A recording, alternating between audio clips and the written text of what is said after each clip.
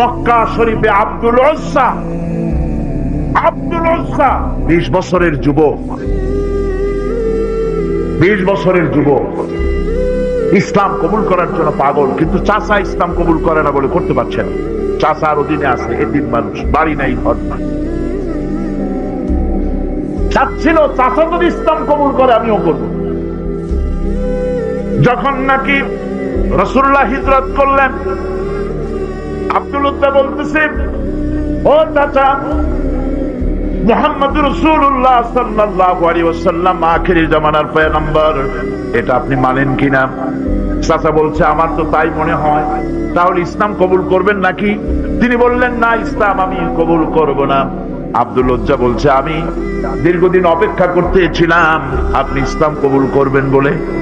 আপনি যখন করবেন না, আপনি সাক্ষী থাকেন, আমি আমার কথা ঘোষণা করে দিলাম, আমি মুসলমান হয়ে গেলাম। লা ইলাহা ইল্লাল্লাহু মুহাম্মাদুর রাসূলুল্লাহ। চাচা বলছে, এই কালেমা পড়ার অর্থ কি তুমি জানো? বলে, না, জানি না। এর অর্থ হচ্ছে, তোমাকে আমি যা দিয়েছি, বাড়ি ঘর টাকা পয়সা উট ঘোড়া সব আমাকে ফিরায় দাও। তিনি বললেন, সব তুমি নিয়ে নাও। চাচা বলছে, এটাই শেষ নয়, তোমার গায়ে যে জামা আছে, পরনে লুঙ্গি আছে, এটা আমার, এটাও দিতে হবে। গায়ের জামা পরনের কাপড়টাও খুলে দিয়ে দিলেন।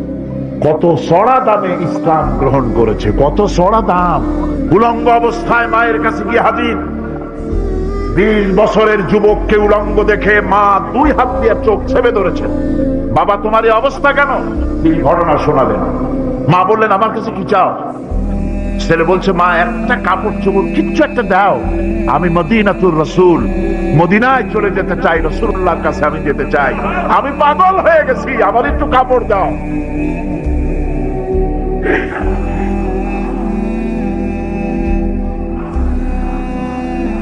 একটুখানি একটা ছেঁড়া কম্বল দেওয়া হলো। এই কম্বলটা দিয়ে তিনি পরলেন ঠিকই, কিন্তু হাঁটু থাকলো না।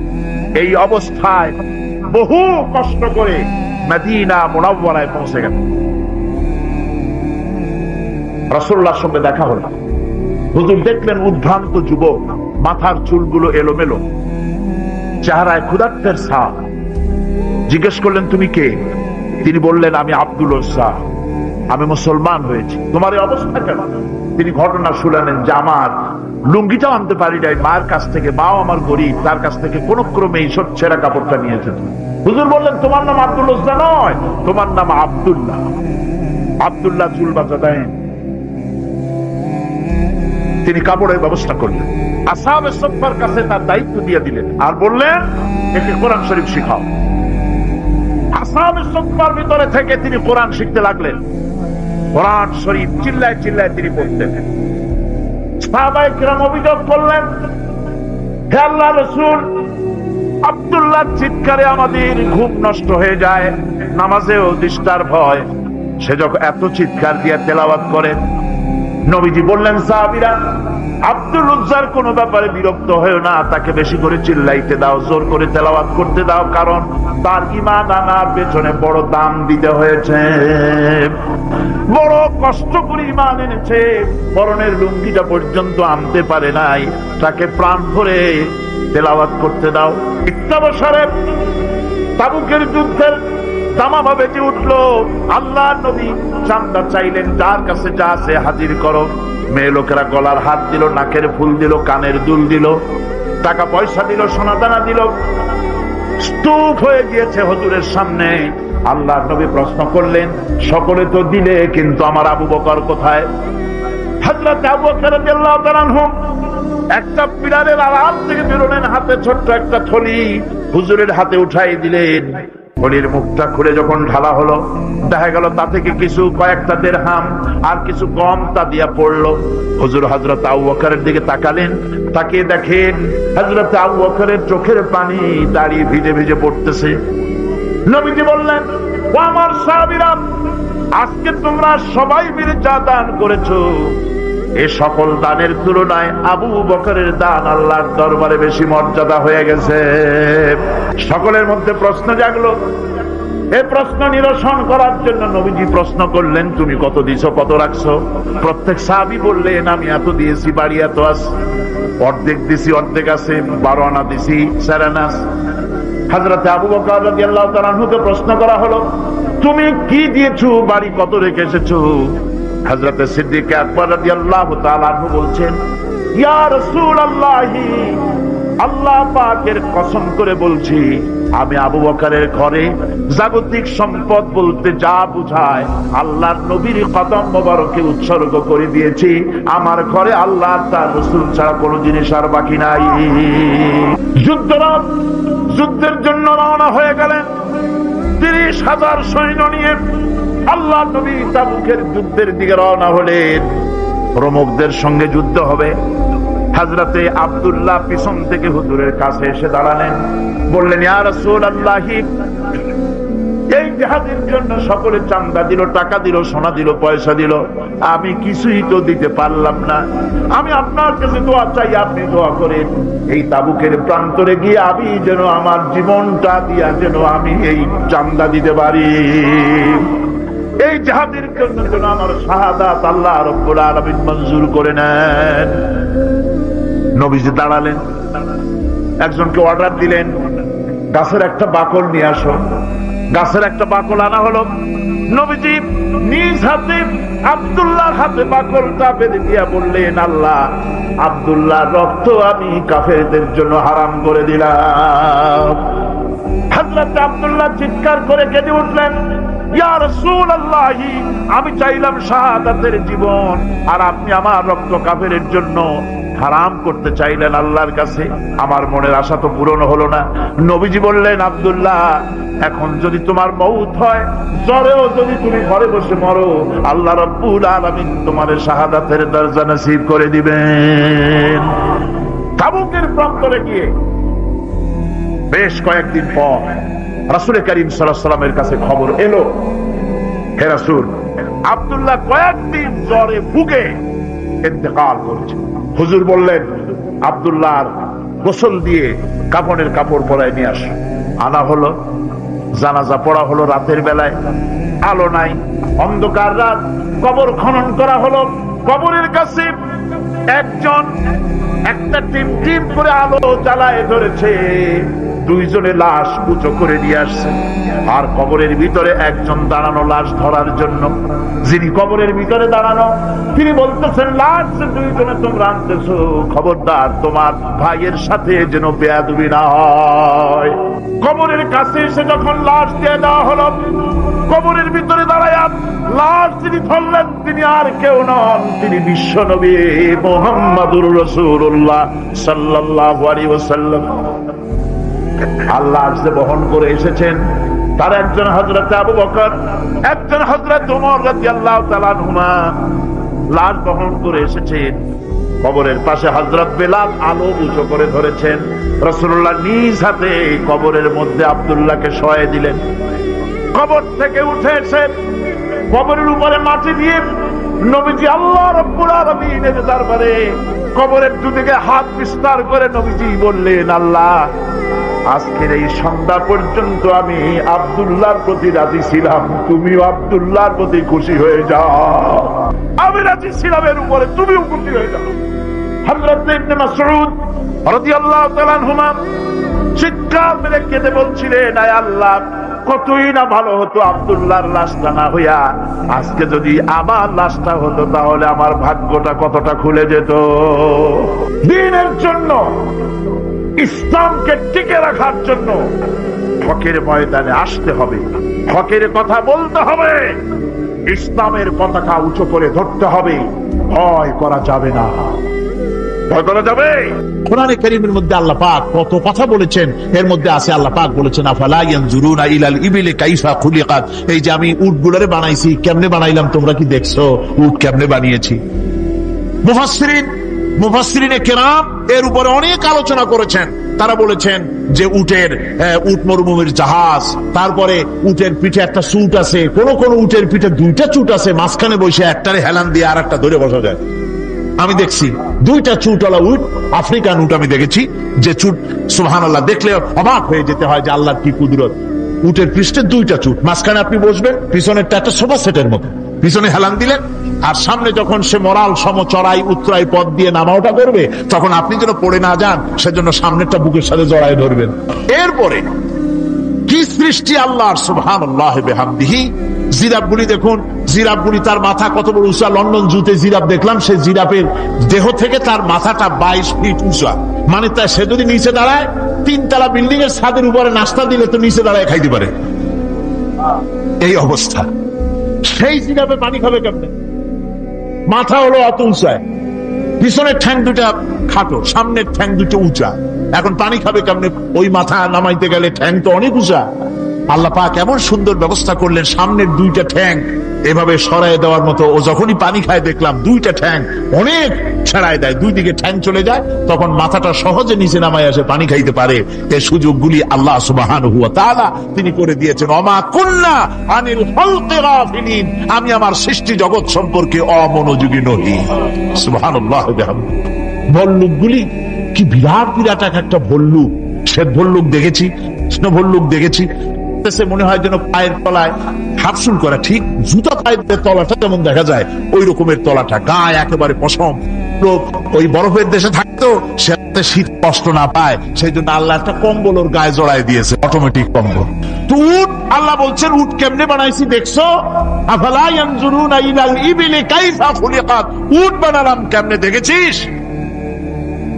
মানুষ অবাক হলো, আল্লাহ এত কথা থুইয়া উটের কথা বলছেন, কারণ নানান রকম মানুষ বলল। শেষ পর্যন্ত প্রাণীতত্ত্ববিদরা তারা আবিষ্কার করলেন মূল কারণটি। অনেক কারণ আছে আল্লাহ পাকে কথা বলার। উট তো মরুভূমির জাহাজ, তারপরে উট মানুষের অনেক উপকারে আসে, এ কথা বলা হয়েছে। প্রাণীতত্ত্ববিদরা খুঁজে খুঁজে তারা দেখতে পেয়েছে যে উটকে জবাহ করে দেখা গেছে, উট সমস্ত প্রাণী বাতাস থেকে অক্সিজেন যতটা গ্রহণ করে ততটা ছেড়ে যায়, যতটা গ্রহণ করে ততটা ছেড়ে যায়। একমাত্র প্রাণী উট যে যতটা অক্সিজেন গ্রহণ করে বাতাস থেকে সবটা ছাড়ে না, 2/3 ছেড়ে দেয়, 1/3 তার লাংসের পাশে রাখার জন্য আল্লাহ পাক একটা চেম্বার তৈরি করেছেন। ওই চেম্বারের ভিতরে 1/3 অক্সিজেন থেকে যায়, কারণ পানিও রেখে, তার পানি রাখার জন্য রিজার্ভ ট্যাঙ্কি আছে, একটা ভেতরে একটা রিজার্ভ ট্যাঙ্কি আছে, অক্সিজেন রাখার একটা চেম্বার আছে। এগুলি কেন? এই জন্য যে মরুভূমির ভিতরে সাইমুম শিল্পী গোষ্ঠী না, কিন্তু ঝোড়ো হাওয়া, মরুভূমির ভিতরে ঝোড়ো হাওয়া, এই ঝোড়ো হাওয়া যখন আরম্ভ হয়ে যায় তখন মানুষ বাঁচতে পারে না, মানুষ টের পাইয়া সব বাড়িতে চলে যায়। মরুভূমিতে চড়ে বেড়ায় উট, সে যাবে কোথায়? ওর তো যাওয়ার জায়গা নাই। 7 দিন 8 দিন 1 সপ্তাহ 2 সপ্তাহ পর্যন্ত এই মরুভূমিতে ঝড় চলতে থাকে, বালুর ঝড়, কিচ্ছু দেখা যায় না। ওখানে দেখছিলেন বালুর পাহাড়, কালকে আজকে দেখবেন বালুর পাহাড় এখানে চলে আসছে। এইভাবে পাহাড় তৈরি হয়ে যায়, বালি উড়ায় নিয়ে যায় বাতাসে। এই বাতাসের ভিতরে বালু উঠতে থাকে সমানে, মানুষ প্রাণী কিছুই সেখানে শ্বাস করতে পারে না, বাঁচতে পারে না। উটের মতো প্রাণী যে মরুভূমিতে থাকে, ও বাঁচবে কি করে?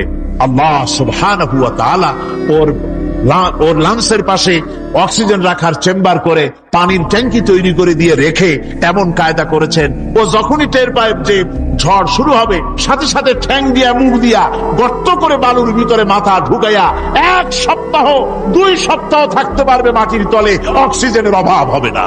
আফালা ইয়ানজুরুনা ইলাল ইবিলি কাইফা খুলিকাত, দেখো নাকি কিভাবে সৃষ্টি করেছি আমি এই সুন্দর উটকে, একবার দেখো, আর শুকরিয়া তোমার মাথা নত হবে।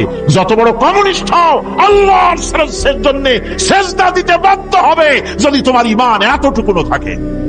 পবিত্র কোরআনে এমন এমন ঘটনা আল্লাহ পাক বলেছেন যা 6ষ্ঠ শতাব্দীর দুনিয়া এ সম্পর্কে কিছুই জানতো না।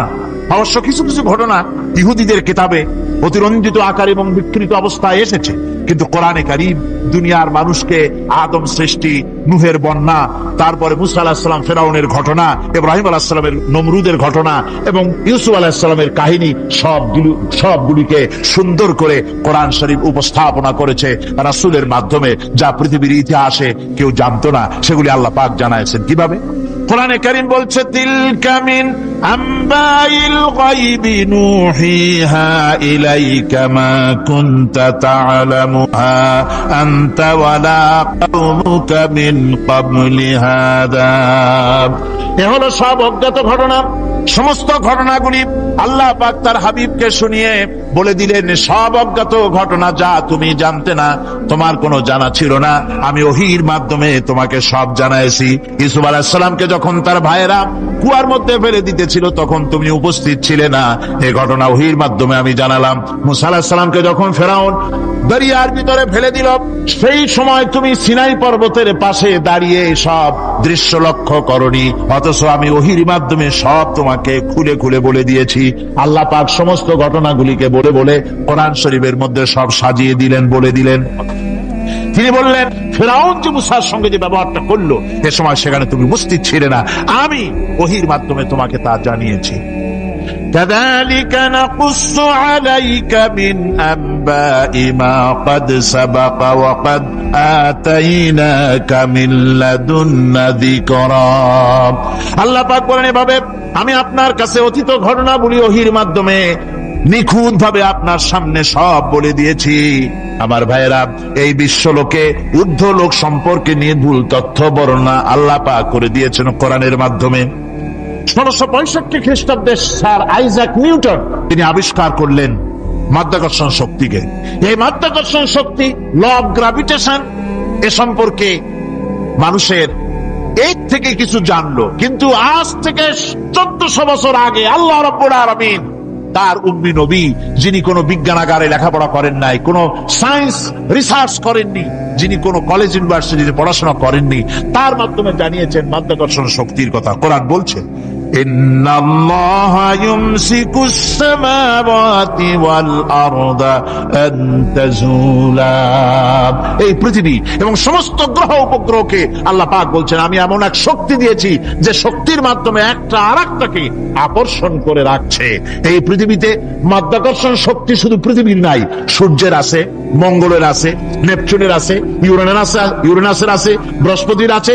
প্রত্যেকটি গ্রহের আলাদা আলাদা মাধ্যাকর্ষণ শক্তি আছে, আর এই শক্তির বলে একটা আরেকটাকে টেনে ধরছে যাতে করে বিচ্ছিন্ন হয়ে না যায়, যাতে করে ধ্বংসপ্রাপ্ত না হয়। এগুলি আল্লাহ পাক এই তথ্যগুলি কোরআনে কারীমের মধ্যে বলেছেন। ফলে মরিস বুকাইলির মতো লোক, যিনি ফরাসি দার্শনিক, তিনি বলেছেন দুনিয়ার সমস্ত বিজ্ঞানীদের থিওরি হচ্ছে এই যে বিজ্ঞানের কোন থিওরি ফাইনাল নয়। আজ একটা হচ্ছে, কাল সেটাকে পরিবর্তন করে নতুন আরেক থিওরি আসতেছে। কিন্তু কোরআনে কারীমের মধ্যে আমি কোরআন শরীফের ভিতরে আমি যে বিজ্ঞানের তথ্য পেয়েছি, থিওরি পেয়েছি, তার কোনো পরিবর্তন আজও হয় নাই, ভবিষ্যতেও হওয়ার কোনো সম্ভাবনা নাই। মরিস বুকাইলি মনে করেছিলেন বেদ আর বাইবেলে যেমন ভুল আছে, কোরআন শরীফে ওই রকম ভুল আছে, নাউজুবিল্লাহ। সেই জন্য তিনি আরবি শিখলেন কোরআন বোঝার জন্য, ভুল ধরার জন্য। কোরআন শিখলেন কি জন্য? ভুল ধরার জন্য। আর এমন শেখা শিখছেন, ওই আরবি শিক্ষা মানে আমাদের দেশের লোকদের মতো আনাকুম জানাকুম শেখে নাই, ভালো করেই শিখছে, ভালো করেই মুখস্থ করেছেন, তার ভালো করে আরবি শিখেছেন, তারপরে কোরআন শরীফ পড়েছেন, তারপরে তিনি এ কোরআন পড়ে তেলাওয়াত করে বুঝে এরপরে তিনি বই লিখেছেন the Bible, the Quran and science. এই বইয়ের মধ্যে তিনি পরিষ্কার লিখেছেন, কোরআন পড়লাম, এর ভিতরে একটা নকতা দেওয়ার, একটা কলমের ফোঁটা দেওয়ার জায়গা কারো নাই। কোরআন নিঃসন্দেহে মহান স্রষ্টা আল্লাহ রাব্বুল আলামিনের মানুষের বানানো কিতাব, এটা হতে পারে না। সুতরাং কোরআন শরীফের মধ্যে আল্লাহ পাক সব কথা বলে দিয়েছেন। বিজ্ঞানের সাথে কিন্তু কোরআনের সংঘর্ষ নাই। অনেকে মনে করে যে বিজ্ঞান আর কোরআন এর মধ্যে বিরাট সংঘর্ষ। না, বিরাট সংঘর্ষ নয়, দুই একটা পয়েন্টে সংঘর্ষ থাকতে পারে। অধিকাংশ ব্যাপারই বিজ্ঞান, আমি মনে করি বিজ্ঞানের আবিষ্কার যত বাড়বে, কোরআন বোঝা মানুষের জন্য তত সহজ হবে, এটা আমার ধারণা। বিজ্ঞানের সাথে দুই একটা পয়েন্টের উপরে সংঘর্ষ আছে, যেমন চন্দ্র এবং সূর্য সম্পর্কে, সৌরজগৎ সম্পর্কে Copernicus, Kepler, Galileo, Newton, Einstein মহাশূন্য সম্পর্কে যে সব বক্তব্য রেখেছেন, সেসব বক্তব্যের সাথে কোরআন শরীফের কিছুটা বৈপরীত্য রয়েছে। যেমন কেউ বলেছেন সূর্য ঘোরে, পৃথিবী স্থির, কেউ বলে সূর্যের চতুর্দিকে পৃথিবী ঘোরে, কেউ কয় চন্দ্র ঘোরে, কেউ কয় আমরা কি আর বসে থাকি, আমরাও ঘুরি। কিন্তু আসলে ঘোরে ডাকে কে? ঘোরে এ ফয়সালা কে দেবে? কে দিবে বলুন তো? হ্যাঁ, ঠিক বলেছেন, আল্লাহই দিবেন। কারণ এগুলি সৃষ্টি করেছেন কে? এবার শুনুন, এই বিতর্কের মীমাংসা আল্লাহ পাক করছেন কোরআনে কারিমে বহু আগে। গ্যালিলিও, কেপলার, কোপারনিকাস এদের বলার অনেক আগে বিশ্বনবী জনাবে মুহাম্মদ রাসূলুল্লাহ সাল্লাল্লাহু আলাইহি ওয়াসাল্লাম তিনি বলে দিয়েছেন, আল্লাহর কথা তিনি বলেছেন, লাশ-শামসু ইয়ামবাগি লাহা আন তুদরিকাল কামারা ওয়ালাল লাইলু সাবিকুন নাহার ওয়া কুল্লুন ফি ফালাকিন ইয়াসবাহুন।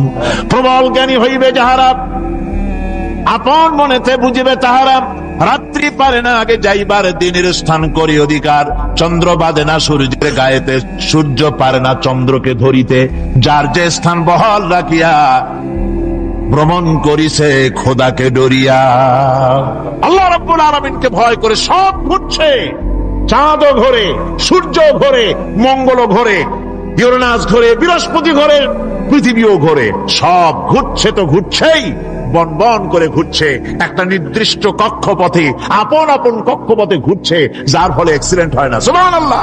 নির্ধারিত কক্ষে ঘুরছে, নির্ধারিত কক্ষে ঘুরছে। এর কক্ষগুলি আল্লাহ পাক ঠিক করে দিয়েছেন, সেই কক্ষে ঘুরতেছে, একে অপরের পথ অতিক্রম করতেছে না। আবার ওই মহাশূন্যের ভেতরে রয়েছে ব্ল্যাক হোল।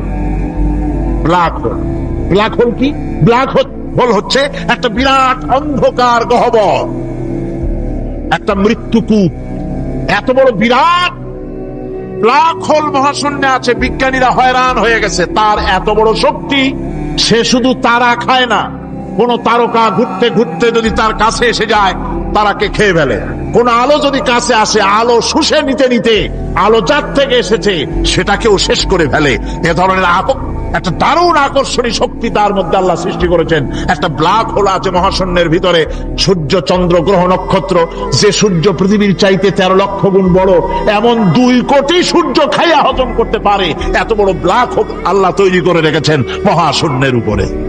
রয়েছে মিল্কি ওয়ে, রয়েছে গ্যালাক্সি, অন্তত 10,000 কোটি, 10 সহস্র কোটি তারকা দিয়ে সমৃদ্ধ গ্যালাক্সি মিল্কি ওয়ে, যেটা অন্ধকার রাত্রে, তারকা সজ্জিত রাতে উত্তর দক্ষিণ দিকে টানা একটা পথের মতো দেখা যায়।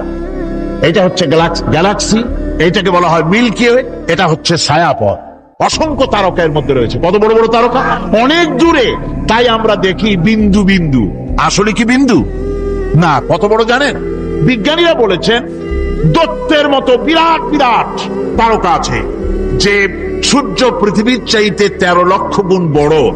এরকমের সূর্যে অন্তত 3 কোটি সূর্য খাইয়া হজম করতে পারে, এরকম অসংখ্য তারকা মিল্কি ওয়ের ভিতরে আল্লাহ সৃষ্টি করেছেন।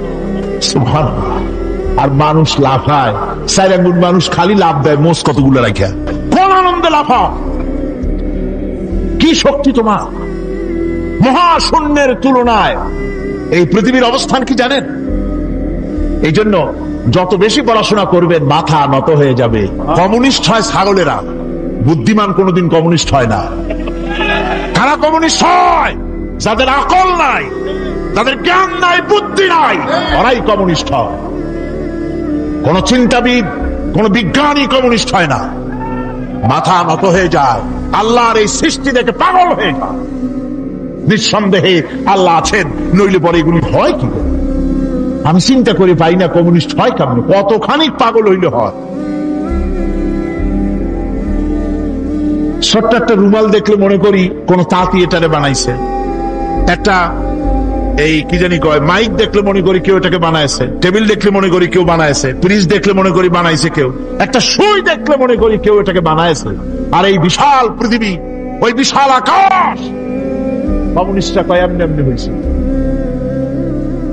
আমার বন্ধুগণ, মাথা নত হয়ে আসবে চিন্তা করলে কি বিশাল সৃষ্টি আল্লাহ পাকের। এই ছায়াপথ, এই গ্যালাক্সি, এর তুলনায় পৃথিবীর অবস্থান কোথায়? পৃথিবীর অবস্থানটা হচ্ছে, আমার হাতে একটি কলম। এই কলমটা কাগজের উপরে আমি যদি এই নিপটা রাখি, কাগজের ভিতরে নিপে যতটুকুন জায়গা টাচ করবে, মহাশূন্য গ্যালাক্সি মিল্কি ওয়ে আল্লাহর ওই মহাশূন্যের তুলনায় পৃথিবীর অবস্থান একটা কলমের নিপে যতটুকুন জায়গা নেয় এর থেকে বেশি নয়। এই যদি হয় পৃথিবী, তাহলে সেই পৃথিবীর মানুষ আপনি কতটুকুন? সলিমুদ্দিন বসিরুদ্দি খালি লাফা, লাফের চোটে বলে হ্যান করেঙ্গে ত্যান করেঙ্গে, লাঠিকে আমদার মুগুর ভরেঙ্গে। কয়েকদিন পর শোনা যায় শীত হয়ে পড়ছে, কিছু নাই। সুতরাং আল্লাহ পাকের অসীম সৃষ্টি জগৎ, এর সঙ্গে বিজ্ঞানের সংঘর্ষ কম, দুই একটা পয়েন্টে আছে। বাকি সবগুলিতে বিজ্ঞানের আবিষ্কার যত বাড়তেছে, আল্লাহরে চেনা, সৃষ্টি জগৎকে জানা মানুষের জন্য তত সহজ হচ্ছে। আর রহমান আল্লামাল কোরআন, কোরআন শিখিয়েছেন আমাদেরকে। রহমান এমন নিয়ামত দিয়েছেন যার মধ্যে সব আছে।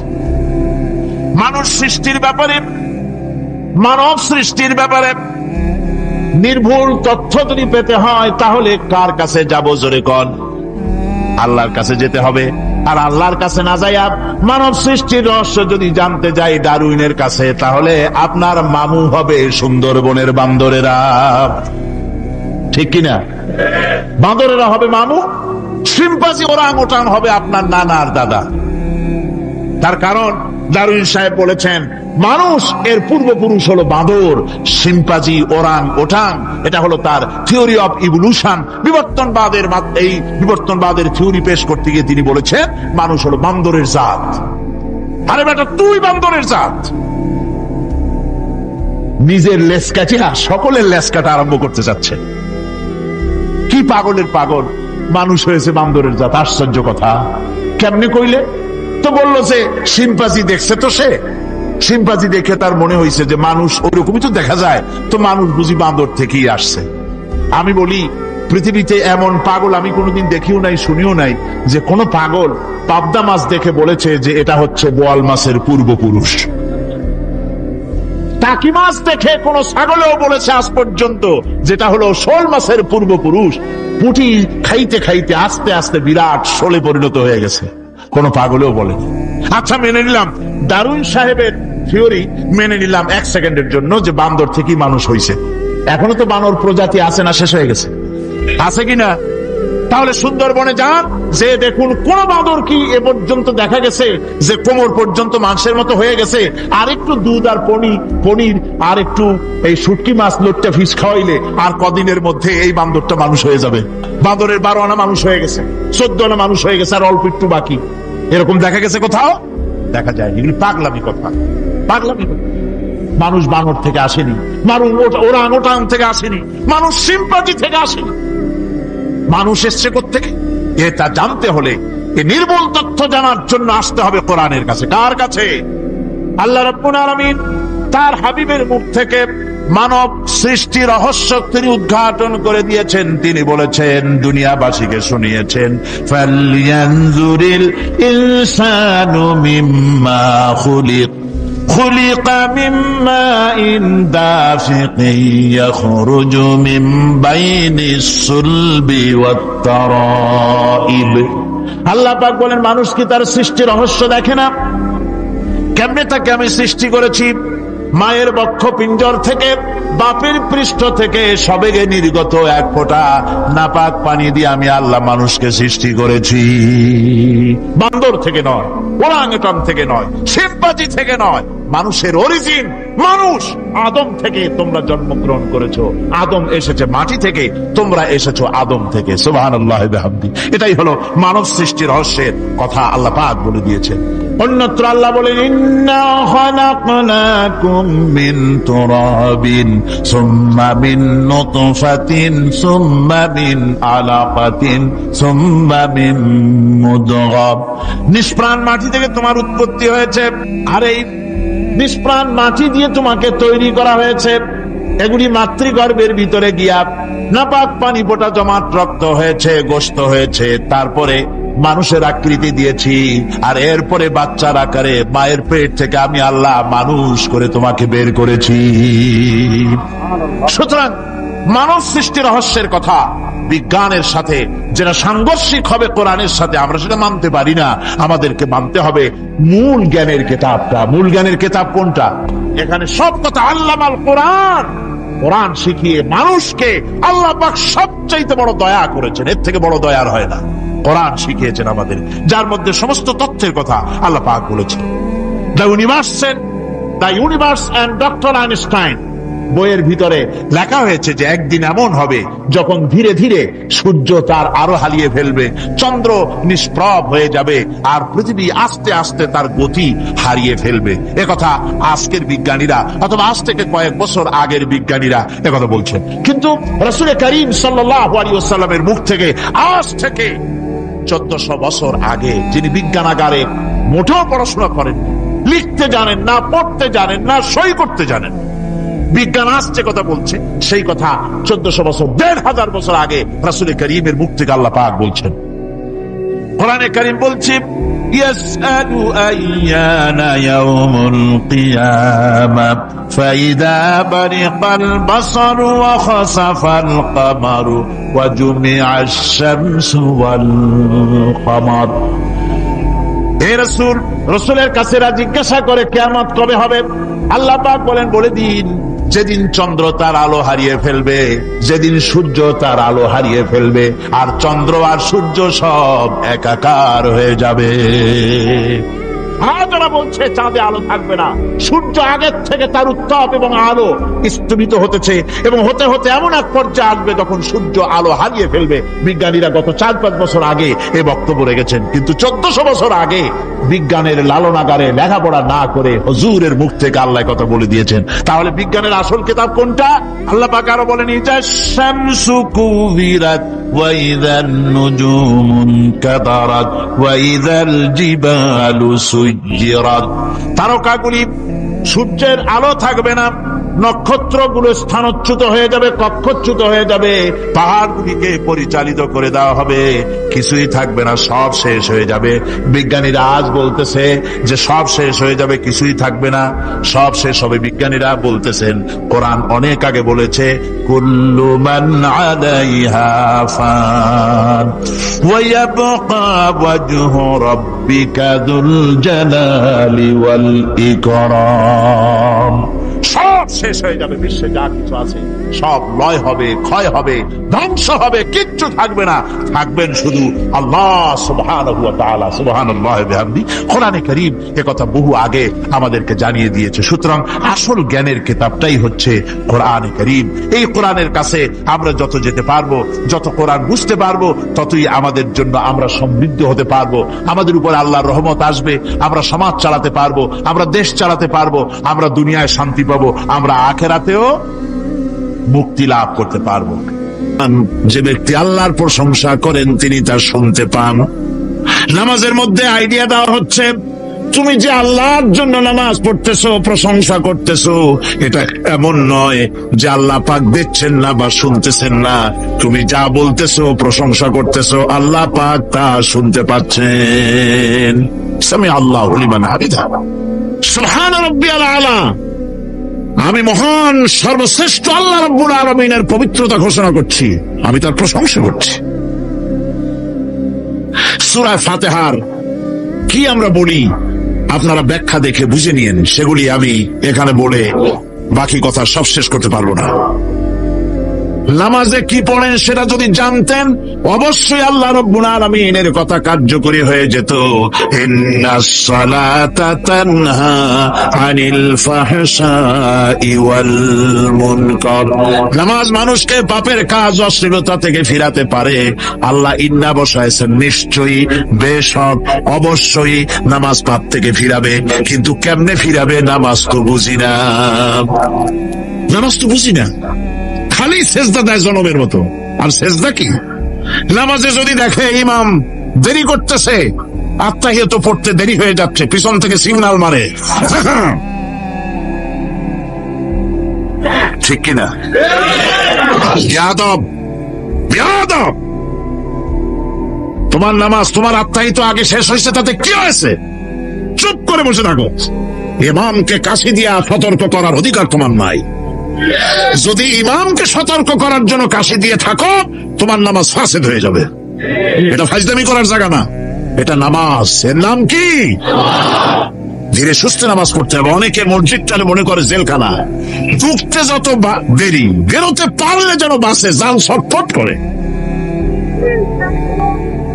সিনেমার মধ্যে গিয়ে ঘন্টার পর ঘন্টা বসে থাকে, খারাপ লাগে না? মসজিদে কেরাত যদি একটু লম্বা পড়ে, পিছনে বসে খালিদ কি যে করে মনে মনে বলতে থাকে যে ইমাম এমন কাঁচা ছাড়া ছাড়ি না। আর গান যখন শোনে শুনতেই থাকে, কত মজা, ঘুম আসে না। সুতরাং নামাজে কি বলেন সেটা আপনাকে বুঝতে হবে। সঠিকভাবে নামাজ পড়ার পরও যদি কোনো মানুষের সঠিকভাবে, ভালো করে শোনেন, সঠিকভাবে নামাজ পড়ার পরেও যদি কোনো মানুষ পাপের থেকে না ফেরে, তাহলে বুঝতে হবে একথা, পানি আর সাবান দিয়া কাপড় ধুলে কাপড়ের ময়লা যাবে, কিন্তু পানি আর সাবান দিয়া কয়লা জনমের মতো ধুইলেও কয়লার ময়লা যাবে না। কথা বুঝে আসছে? এর থেকে আর উত্তম দৃষ্টান্ত আমার কাছে নাই। নামাজ পড়ার পরেও যদি চরিত্র ভালো না হয়, বুঝতে হবে নামাজ হচ্ছে না, কাঙ্ক্ষিত মানের নামাজ আদায় হচ্ছে না। আল্লাহর নবী বলেছেন, যার নামাজ পাপ কাজ হতে ফিরাতে পারল না, তার নামাজ নামাজি নয়। আবার শুনুন, রাসূল বলছেন, যার নামাজ তাকে পাপের কাছ থেকে ফিরাতে পারল না, তার নামাজ নামাজ নয়। ওটা নামাজ হয় নাই, যার জন্য তার পাপ থেকে তারে ফিরাইতে পারছে না। আর কিয়ামতের দিন বেনামাজিরা সবচাইতে বেশি অপমানিত হবে। সবচাইতে বেশি অপমানিত হবে কারা? বেনামাজিরা। কিভাবে? يوم يكشف عن ساق ويدعون إلى السجود فلا يستطيعون। সেদিন কঠিন সময় আল্লাহ রাব্বুল আলামিন লোকদেরকে সিজদা করার জন্য বলবেন, কিন্তু যারা বেনামাজি ছিল দুনিয়ায়, তারা সিজদা দিতে পারবে না। বলেন নাউযুবিল্লাহ। অবস্থাটা কি হবে? খাশিআতান আবসারুহুম তারহাকুহুম যিল্লাহ। তাদের দৃষ্টি নিচু হবে, লাঞ্ছনা এবং অপমান তাদের উপরে চেপে বসবে, সিজদা দিতে পারবে না। আল্লাহ আমাদেরকে ক্ষমা করুন। কিয়ামতের দিন হযরত আদম আলাইহিস সালাম থেকে শুরু করে পৃথিবীর সমস্ত মানুষের সামনে আল্লাহ রাব্বুল আলামিন সিজদা করার জন্য অর্ডার করবেন। যারা নাকি বেনামাজি, ওরা আল্লাহর দরবারে সেদিন সিজদা দিতে পারবে না, লাঞ্ছিত অপমানিত হবে। যারা কল নাউযুবিল্লাহ।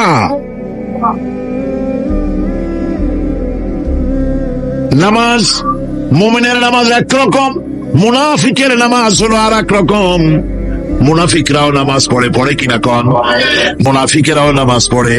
মুনাফিকেরা যখন নামাজ পড়তে যায়, আল্লাহ রাব্বুল আলামিন বলতেছেন, ওয়াইদা কামু ইলাস সালাতি কামু কুসালা।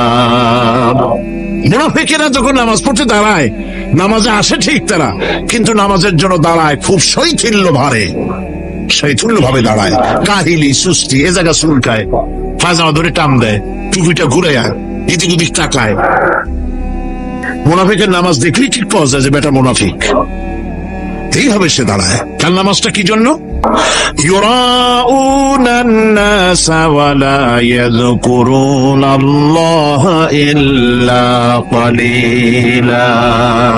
তাদের নামাজ হচ্ছে মানুষকে দেখাবার নামাজ। নাউযুবিল্লাহ। এখন দেখবেন এই মৌসুম আসছে, নামাজের মৌসুম, বেনামাজিদের নামাজের মৌসুম।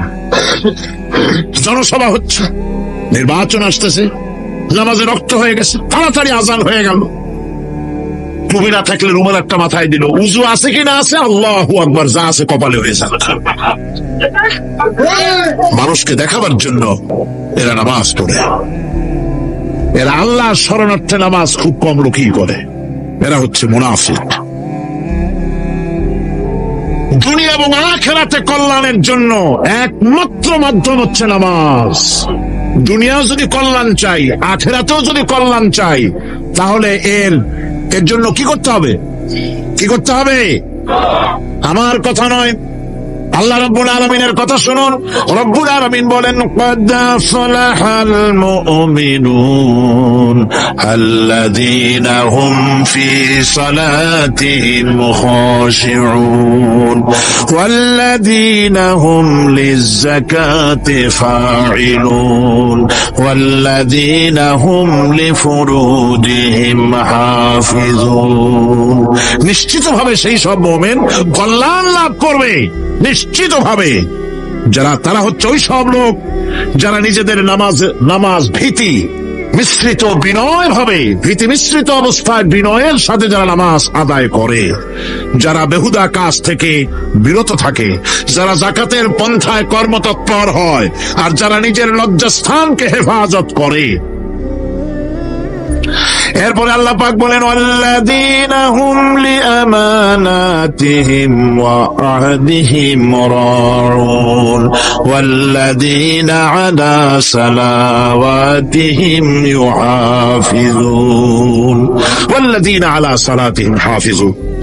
আর যারা তাদের আমানতকে পূর্ণ করে, আমানত এবং তাদের ওয়াদা চুক্তি পূর্ণ করে, এবং যারা নিজেদের নামাজ সমূহকে পূর্ণভাবে হক আদায় করে নামাজ পড়ে, নামাজের যারা হেফাজত করে, এরা কারা? এরা হচ্ছে উলাইকা হুমুল ওয়ারিসুন আল্লাযীনা ইয়ারিসুনাল ফিরদাউসা হুম ফিহা খালিদুন। এরা হচ্ছে সেই সব লোক, এরা উত্তরাধিকার হচ্ছে জান্নাতের উত্তরাধিকার, জান্নাতুল ফিরদাউসে আল্লাহ রাব্বুল আলামিন এই গুণ বিশিষ্ট লোকদের জন্য জায়গা করে দিবেন। জোরে কোন সুবহানাল্লাহ। নামাজকে পড়তে বলা হয় নাই, কোরআন শরীফে বলা হয়েছে নামাজ কায়েম করো। কি বলা হয়েছে কন্ত দেখি? নামাজ কায়েম করো, নামাজ পড়ো। এই কথা কিন্তু কোরআন শরীফে কোন জায়গায় আছে নাকি? এখন কায়েম করা কারে বলে? একটা গুরুত্বপূর্ণ আরেকটি বিষয়। নামাজ কায়েম করতে বলা হয়েছে। কায়েম কি? কায়েমটা হচ্ছে দৃষ্টান্ত স্বরূপ বলা যায় যে জিনিসটা সমাজে প্রতিষ্ঠিত আছে ওইটারে বলে কায়েম হওয়া, আর যেটা প্রতিষ্ঠিত নাই ওটা কায়েম নাই। কায়েম মানে হলো প্রতিষ্ঠিত থাকা। যেমন আমাদের দেশে, আমাদের সমাজে নারী পুরুষ শিশু বৃদ্ধ সকলেই কাপড় পরা, শাড়ি পরা, লুঙ্গি পরা, এই কাপড় পরাটা কায়েম আছে, প্রতিষ্ঠিত আছে না নাই? যার কারণে কাপড় পরা সমাজে কায়েম আছে বলে উলঙ্গ মানুষ সমাজে খুঁজে পাওয়া যায় না, পাগল ছাড়া। ঠিক কিনা? একটা বাচ্চাকেও যদি উলঙ্গ হতে বলেন এখানে, 5 বছর 6 বছর একটা বাচ্চাকেও, সে কিন্তু রাজি হবে না। ঠিক কিনা? যেহেতু কাপড় পরা সমাজে প্রতিষ্ঠিত আছে সেহেতু উলঙ্গ মানুষ পাওয়া যায় না, কাপড় পরাটাই এখানে প্রতিষ্ঠিত। সুতরাং এখন অবস্থাটা এই হয়েছে, কাপড় পরা প্রতিষ্ঠিত আছে বলে কোন উলঙ্গ মানুষ এসে যদি এই মঞ্চে দাঁড়ায় আর বলে আমাকে একটু বক্তৃতা করতে দেন, আপনারা কি করবেন? মঞ্চে তো উঠতেই দিবেন না।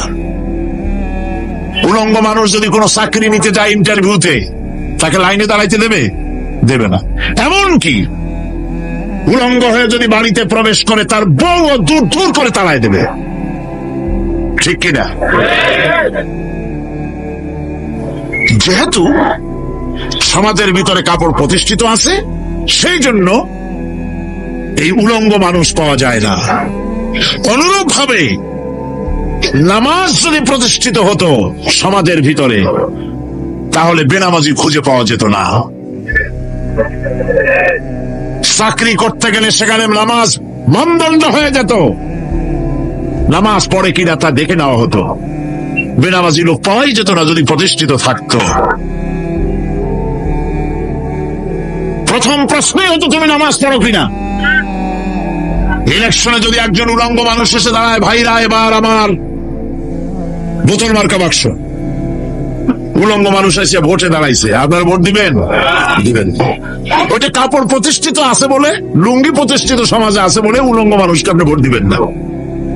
নামাজ যদি প্রতিষ্ঠিত থাকতো সমাজে, বেনামাজি মানুষ যদি এসে মঞ্চে দাঁড়ায়া যতই বলতো আমি ক্ষমতায় গেলে এই করব সেই করব, নামাজ প্রতিষ্ঠিত থাকলে পরে বেনামাজিরে কেউ ভোট দিত না। নামাজ যদি প্রতিষ্ঠিত থাকতো তাহলে অফিসের অফিসার তো দূরের কথা, বেনামাজি অফিসের ঝাড়ুদারের চাকরিও তার কিসমতে জুটত না যদি নামাজ প্রতিষ্ঠিত থাকত। এর নাম হলো নামাজ কায়েম হওয়া। নামাজ কায়েম থাকলে এই অবস্থার সৃষ্টি হতো। এই জন্য আল্লাহ পাক বলেছেন নামাজকে কায়েম করতে হবে। নামাজ হবে সব ভালো কাজের মানদণ্ড। সমস্ত ভালো কাজের মানদণ্ড কি? নামাজ। নামাজ আমাদেরকে বড় রকমের শিক্ষা দেয়। কি শিক্ষা দেয়? নামাজ আমাদের শিখায় ঐক্য আর ভ্রাতৃত্ব।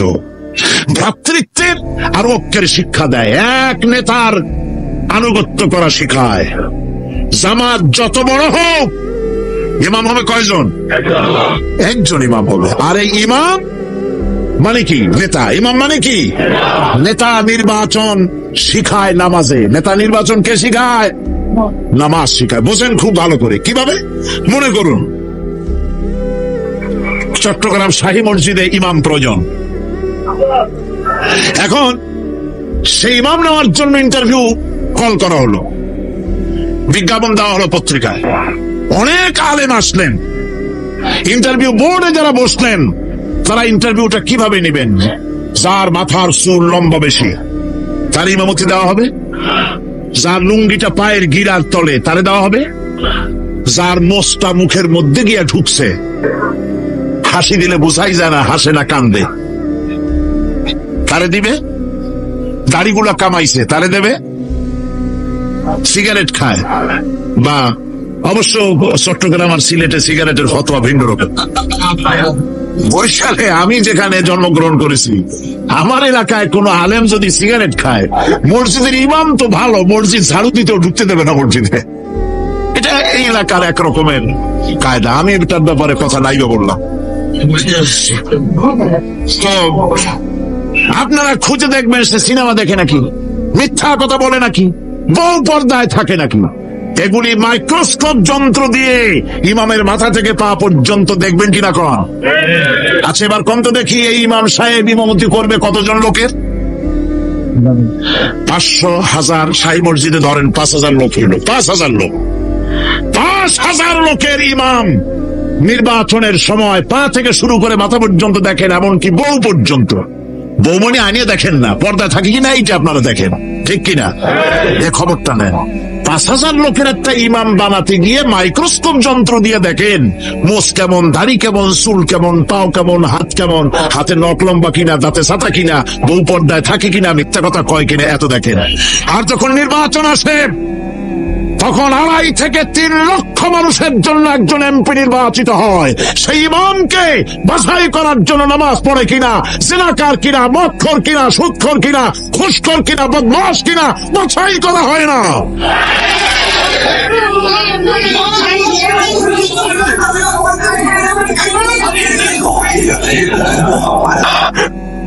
নামাজ আমাদেরকে এটা শিখায় ইমাম কেমনে বানাইতে হবে। সুবহানাল্লাহ। নামাজ ঐক্য শিখায়, নামাজ ভ্রাতৃত্ব শিখায়, নামাজ পারস্পরিক মহব্বত শিখায়, নামাজ নেতা কেমন হওয়া উচিত, নেতা নির্বাচন শিখায়। আবার নেতা ভুল করলে তার ভুল বলা যাবে না, এরকম হতে পারবে না।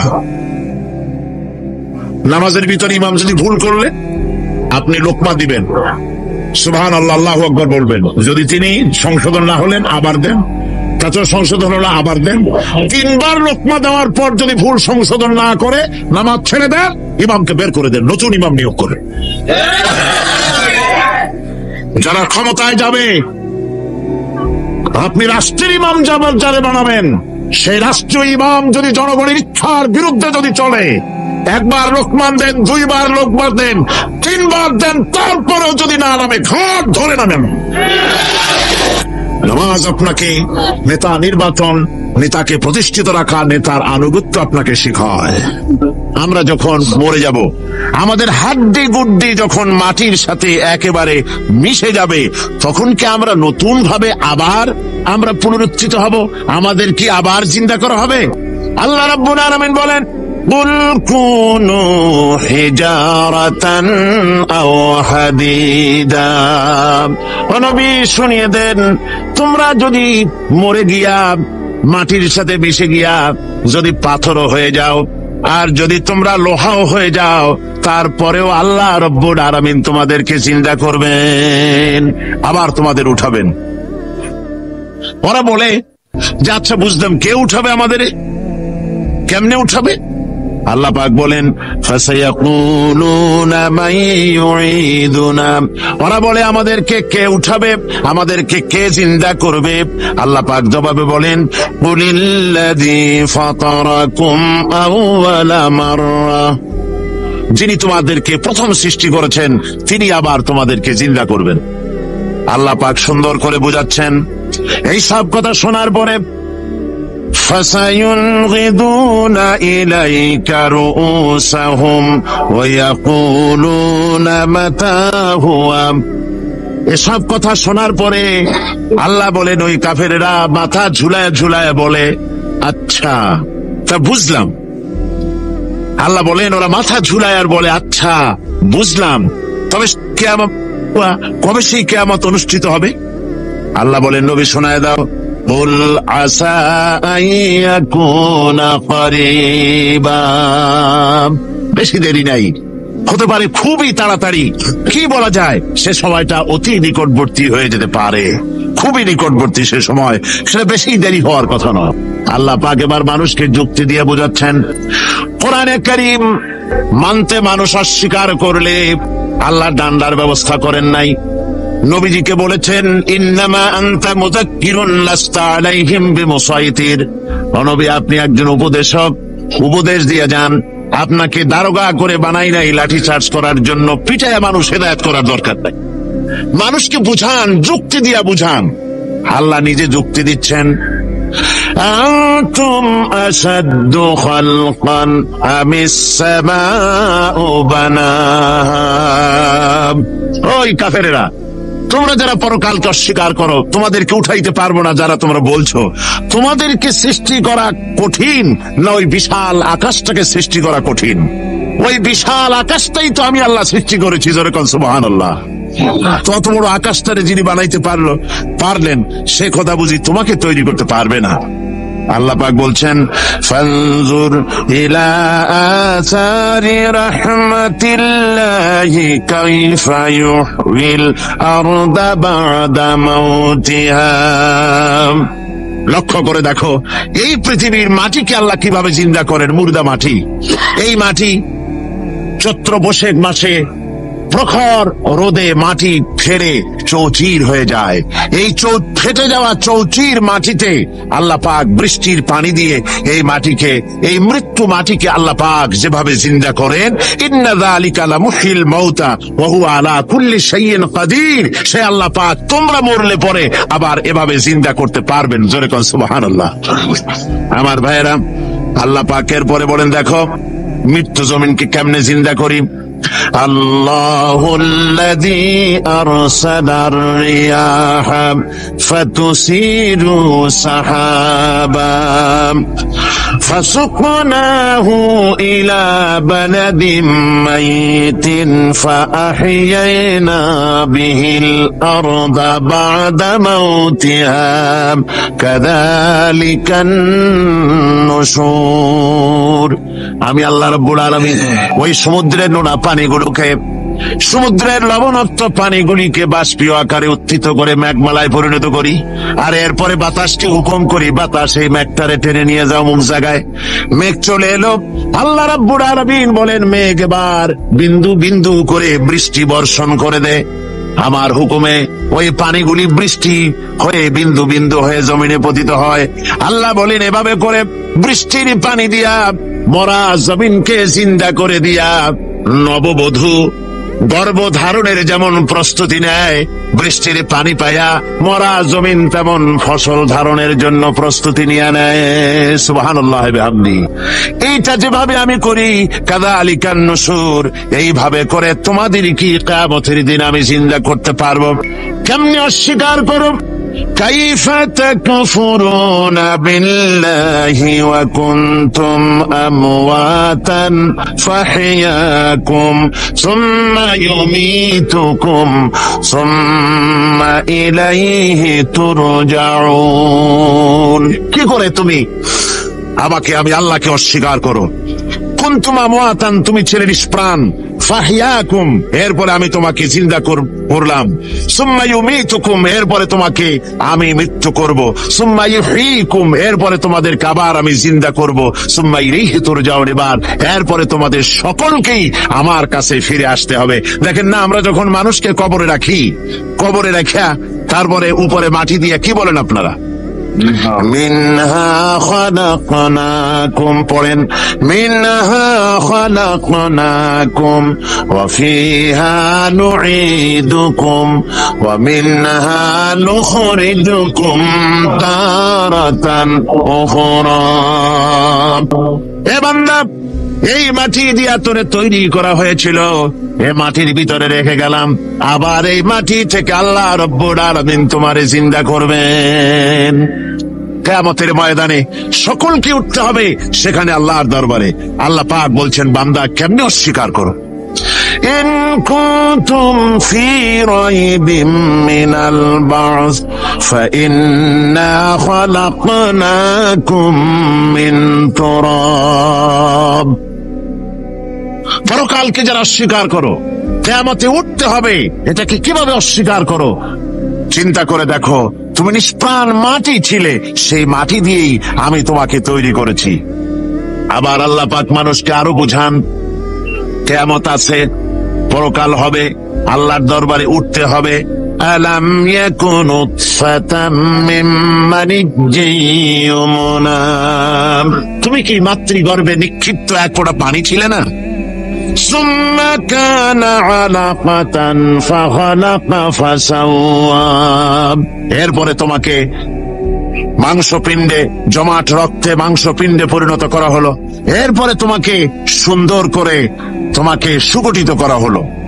ফাজআলা মিনহু যাওজাইনি যাকারা ওয়াল উনসা, এরপরে মাতৃগর্ভের ভিতরে আমি এটাকে পুরুষ বানালাম, কন্যা সন্তান অথবা পুত্র সন্তানে পরিণত করলাম।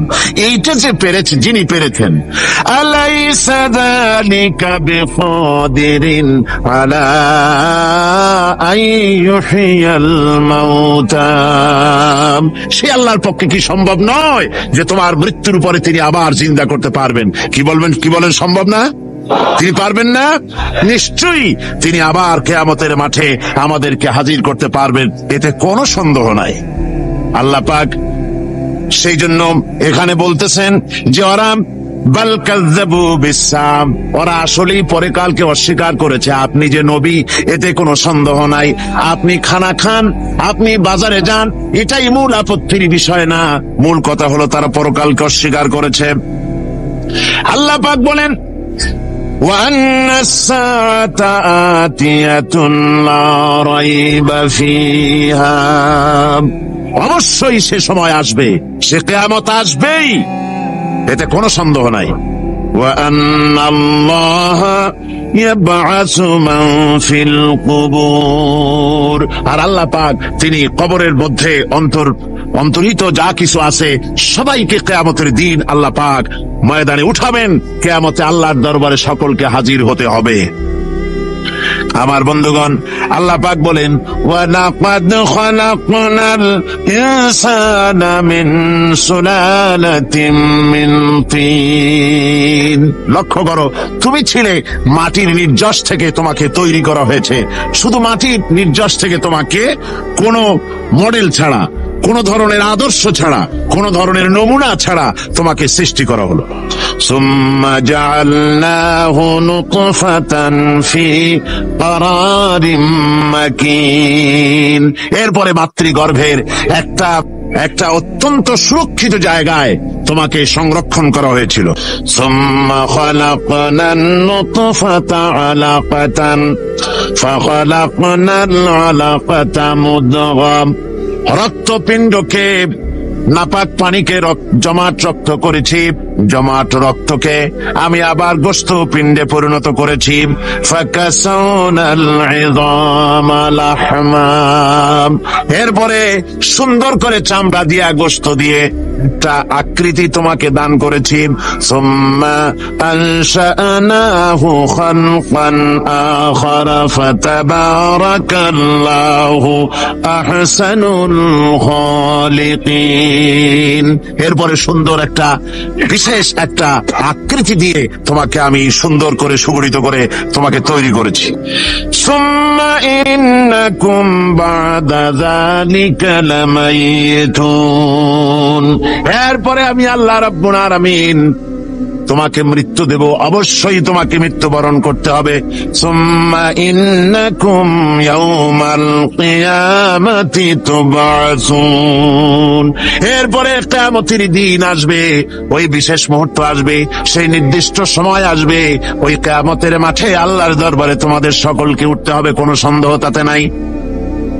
আল্লাহ পাক বলছেন وَأَعْتَدْنَا لِمَنْ كَذَّبَ بِالسَّاعَةِ سَعِيرًا, আমার এই পরকালকে, এই আখিরাতকে, কিয়ামতের দিনকে যারা অস্বীকার করবে, যারা মিথ্যা মনে করবে, আমি তাদেরকে জ্বলন্ত আগুনের শাস্তি তাদের জন্য রেখেছি। জোরে বলেন নাউজুবিল্লাহ।